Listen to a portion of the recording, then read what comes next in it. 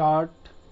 चीन की निरंकुशता, युद्धप्रियता और पाकिस्तान के संयंत्रों को देखते हुए भारत का सामरिक दृष्टि से आत्मनिर्भर होना बहुत जरूरी है। विराम। इसके लिए सामरिक दृष्टिकोण का होना भी बहुत जरूरी है। विराम। चीन और पाकिस्तान को भारत की क्षमताओं के बारे में स्पष्ट संदेश देना भी जरूरी है। पूर्ण विराम। चीन को तो भारत की क्षमताओं का अंदाजा हो ही चुका है। पूर्ण विराम। क्योंकि LAC पर तनावपूर्ण स्थितियों में भारतीय सेना ने चीन के हर घुसपैठ के प्रयास को विफल बनाते हुए उसे मुंहतोड़ जवाब दिया है। पैरा चेंज करेंगे। सीमाओं पर बुनियादी सुविधाएं देश की रक्षा का एक अभिन्न अंग है। साथ ही रक्षा उत्पादन में आत्मनिर्भर होना भी काफ़ी ज़रूरी है। जहां तक पाकिस्तान का सवाल है, हम उसे लगातार युद्धों में पराजित कर अपने सैन्य क्षमताओं का प्रमाण दे चुके हैं। पूर्ण विराम। देश का नेतृत्व अब भारत को रक्षा उत्पादन में आत्मनिर्भर बनाने की योजना तैयार कर चुका है। पूर्ण विराम। पैरा चेंज करेंगे। केंद्रीय मंत्रिमंडल की आर्थिक मामलों की समिति ने डिफेंस सेक्टर में प्रत्यक्ष विदेशी निवेश नीति में बदलाव को मंजूरी दे दी है। पूर्ण विराम। दरअसल आत्मनिर्भर पैकेज की घोषणा की समय वित्त मंत्री निर्मला सीतारमण ने डिफेंस सेक्टर में ऑटोमेटिक रूट के तहत FDI की सीमा 47 से बढ़ाकर 74% करने का ऐलान किया था। पूर्ण विराम। डिफेंस सेक्टर में प्रत्यक्ष विदेशी निवेश बढ़ाने का फैसला भारत को FDI के लिए आकर्षक गंतव्य बनाने के लिए लिया गया, जिससे भारत में निवेश, रोजगार और विकास का मार्ग प्रशस्त होगा। पूर्ण विराम। केंद्र सरकार कॉन्ट्रैक्ट मैन्युफैक्चरिंग में भी ऑटोमेटिक रूट के तहत 100% FDI की अनुमति पहले ही दे दी गई है। पूर्ण विराम। पैरा चेंज करेंगे। सरकार देश में ही रक्षा से जुड़े उपकरणों के उत्पादन पर जोर दे रही है। इसका मकसद आयात पर निर्भरता कम करना है। सरकार भारत में बने रक्षा उपकरणों को खरीद के लिए बजट में अलग से प्रावधान कर रही है। पूर्ण विराम। भारत रक्षा उपकरणों का काफ़ी आयात करता है। पूर्ण विराम। राफेल जैसे विमान तो हम खरीद ही रहे हैं, बल्कि हथियार और उनके कलपुर्जे भी हमें आयात करने पड़ते हैं। पूर्ण विराम। जिससे हमारा आयात बिल काफ़ी बढ़ जाता है। पूर्ण विराम।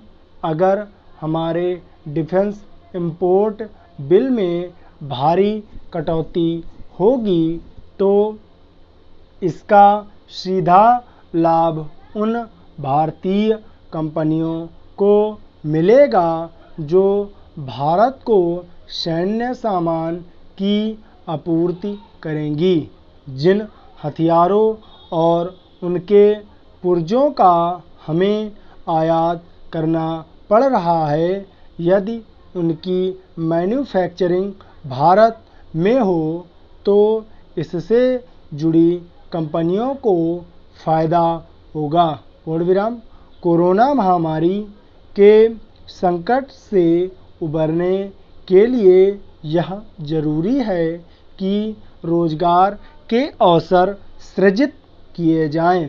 पूर्ण विराम। रक्षा उत्पादन में आत्मनिर्भरता लाने के लिए मेक इन इंडिया पर बल दिया जा रहा है। पूर्ण विराम। डिफेंस क्षेत्र में अगर रोजगार के भारी भरकम अवसर पैदा होते हैं तो काफ़ी हद तक बेरोजगारी संकट पर काबू पाया जा सकता है। सरकार ने ऑर्डिनेंस फैक्ट्री बोर्ड के निगमीकरण का फैसला भी लिया हुआ है। पूर्ण विराम। दशकों से आयुध कारखानों को सरकारी विभागों की तरह ही चलाया जा रहा था। पूर्ण विराम।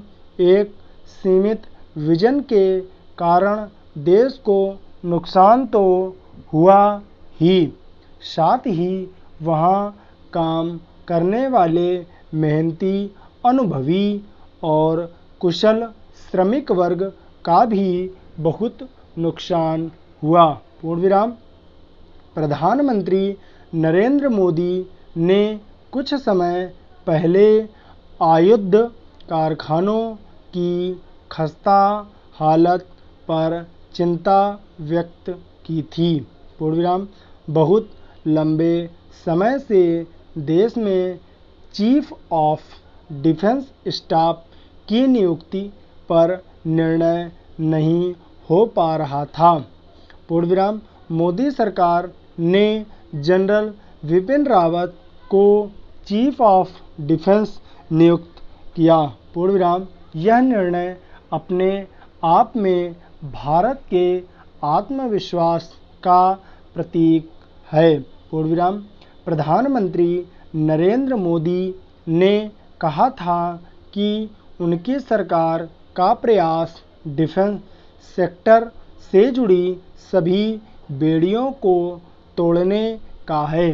पूर्ण विराम।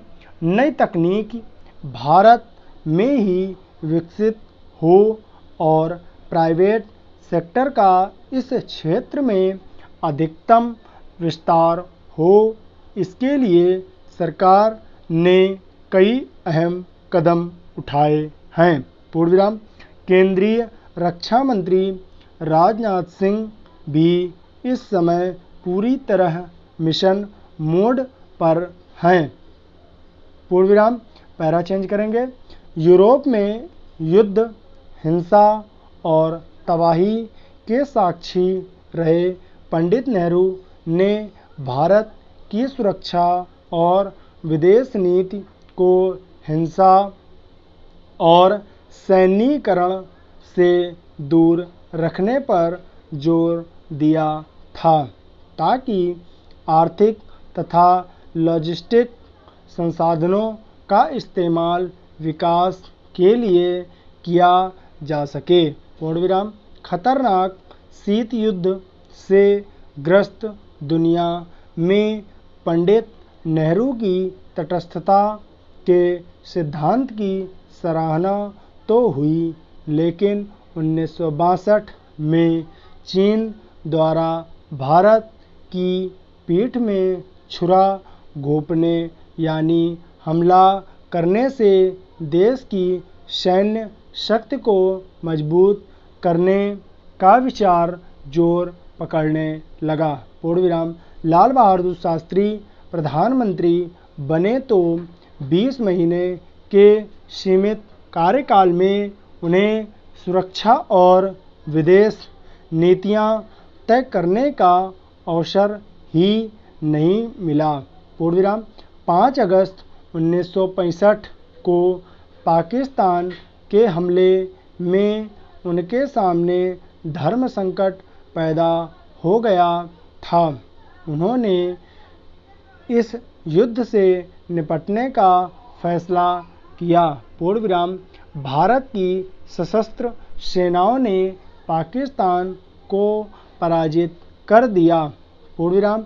इंदिरा गांधी शासनकाल में पोखरण में परमाणु विस्फोटक परीक्षण कर भारत ने सबको चौंका दिया था। पूर्ण विराम।